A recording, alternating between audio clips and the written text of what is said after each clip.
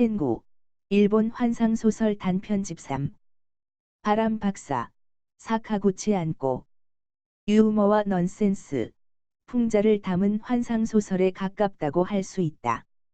위대한 바람 박사가 유서를 남기고 자살한 이야기를 다루고 있는데 바람 박사의 유서의 내용은 한편의 유머에 가깝다. 텐구. 무로우 사이세이. 성 북쪽 가장자리 마을에 아카보시 슈우라고 하는 무명의 검객이 살고 있었다.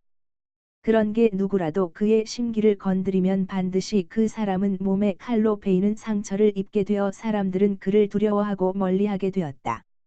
마을에서는 다이조지산 꼭대기에 있는 작은 흙벽이라고 불리는 신사를 중심으로 그 일대의 땅을 그에게 주고 그가 그곳에서 벗어나지 못하게 하였다. 그런데 시간이 갈수록 흙벽 쪽에 대고 빌던 사람들이 영험한 효과를 보았다는 이야기가 퍼지면서 흙벽의 권연당의 처마에 수많은 텐구 가면을 헌납했다. 그런데 그런 아카보시 슈우가 어느 동물에게 물려 죽은 후 발견되었다. 그를 물어 죽게 만든 짐승은 무엇일까? 두꺼비의 피. 타나카 코타로. 미시마 유즈루는 어두운 밤 우연히 한 여인을 만나고 집에 초대를 받아 들어가고 그 집은 그 여인의 언니의 집이라고 했다. 그 여인의 언니라는 사람은 아주 아름다운 여성이었고 유즈루를 향해 노골적으로 유혹해온다. 애인을 생각하여 거절했더니 집으로 가지 못하게 막는데. 그리고 그 집에 사는 하녀와 나이든 여자와 언니, 그리고 그 여자가 벌이는 이상한 일들을 보게 되고, 도망가던 그는 하녀에게 붙잡혀 정신을 잃고 한참 후에 눈을 뜨니 여관에서 자신을 기다리고 있는 애인이 그의 눈앞에 나타나는데, 한 발 앞서 유메노 큐사쿠.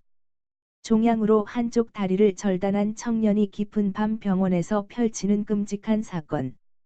한쪽 다리에 종양으로 절단을 해야 했던 청년 신토. 그는 몽유병으로 이상한 행동을 하는 환자가 있다는 이야기를 듣고 부자인 한 미망인이 그날 병원에 입원한 사실을 전해 듣는다. 그리고 그는 한쪽 다리로 살인을 저지르기 위해 행동하고 결국 부자인 미망인을 죽이고 돌아와 깊은 잠에 빠진다. 그리고 그를 찾아온 부원장은 그의 살인 행각을 하나씩 그에게 알려주며 그에게 살인을 더 이상 하지 말라고 충고하는데 갑자기 신토는 그 부원장에게 범인은 당신이라고 외친다. 신토는 왜 부원장이 범인이라고 한 것일까? 정거장의 소녀, 오카모토 기도.